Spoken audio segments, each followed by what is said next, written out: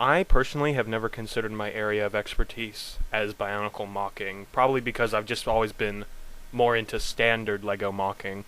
If I really want to, I can produce a decent Bionicle mock of a good size, as maybe Monarch and Meteorix might have proven.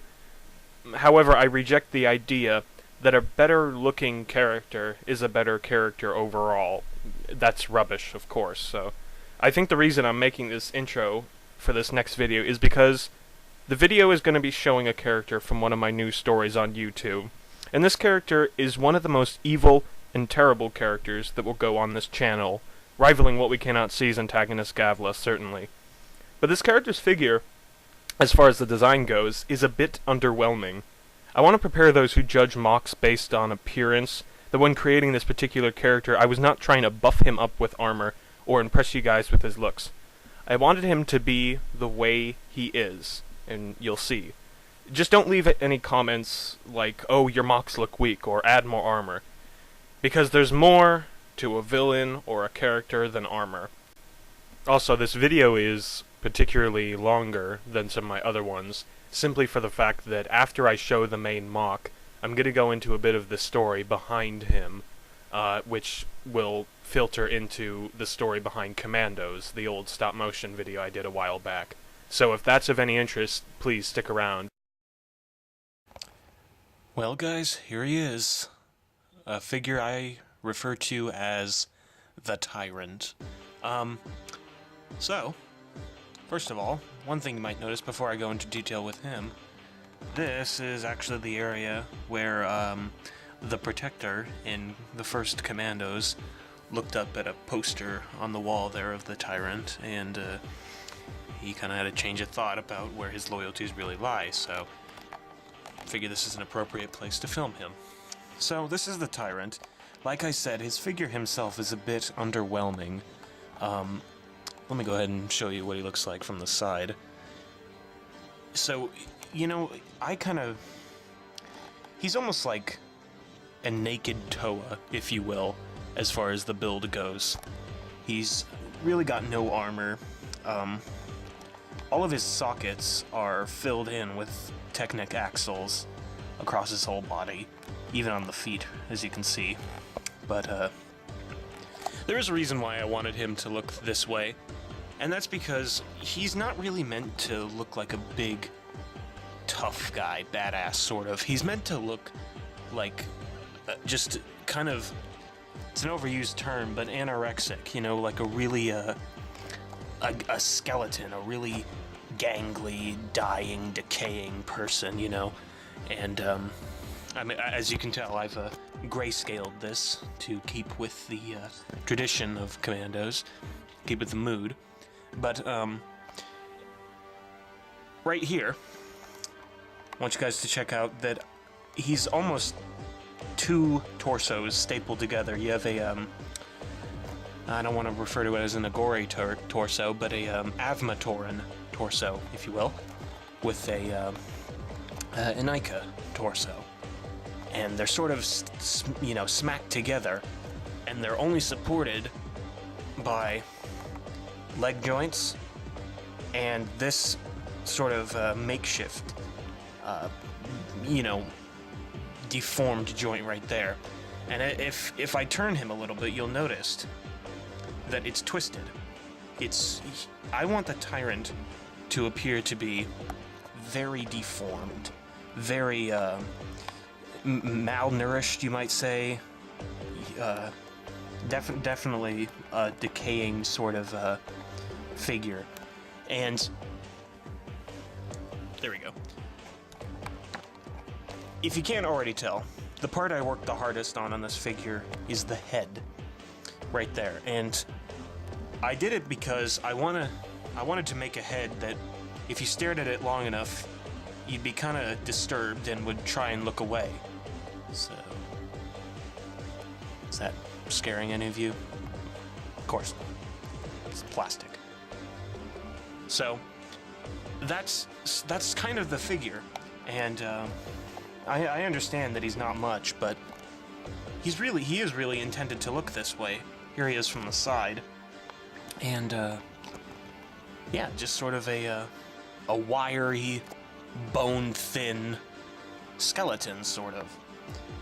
Now, this guy has a pretty dark history, and interestingly enough, the whole story that is behind him and the Commandos, plus other things that came far before it, because this story actually has a lot more than, you know, the Tyrant story in it. It's a whole universe.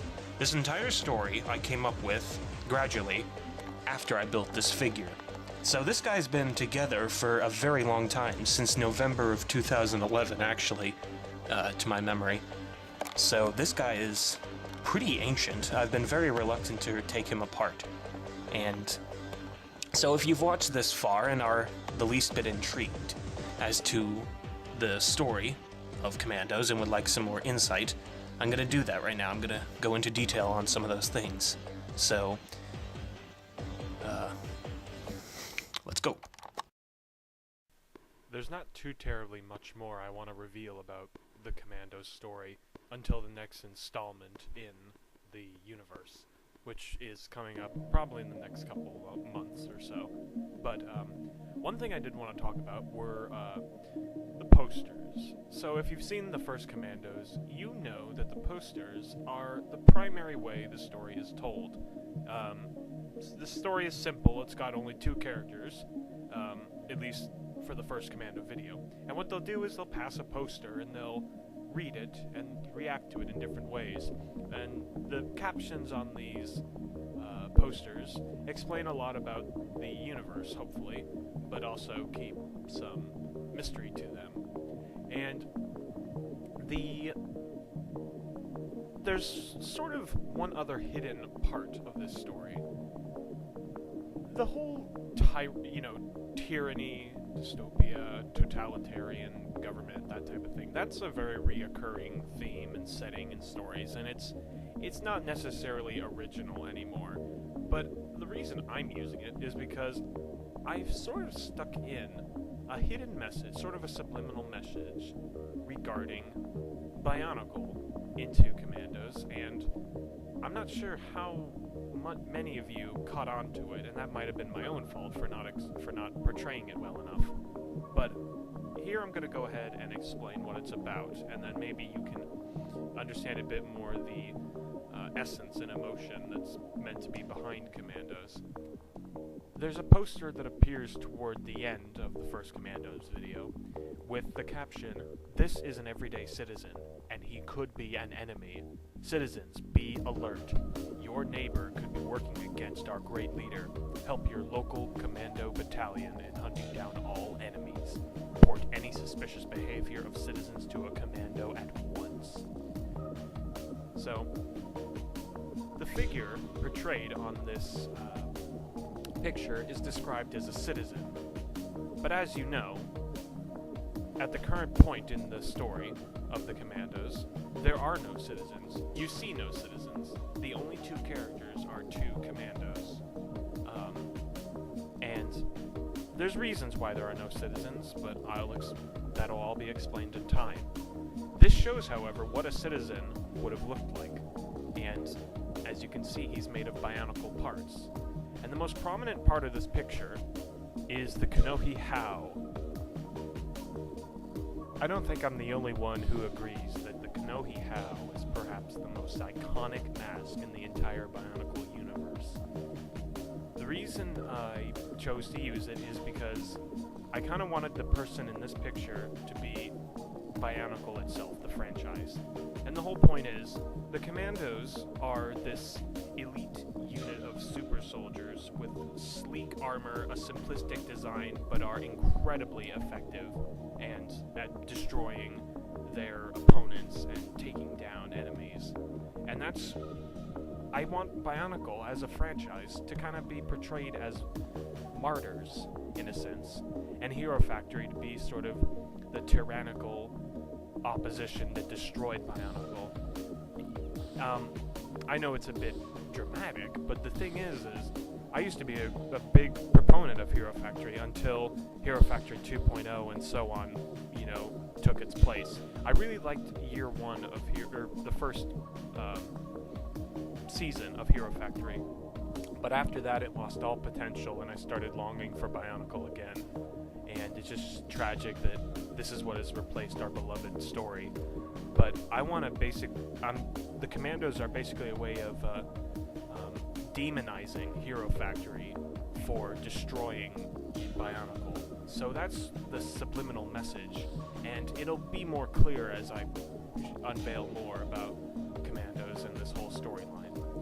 Another thing, you might remember a video I put out a while ago called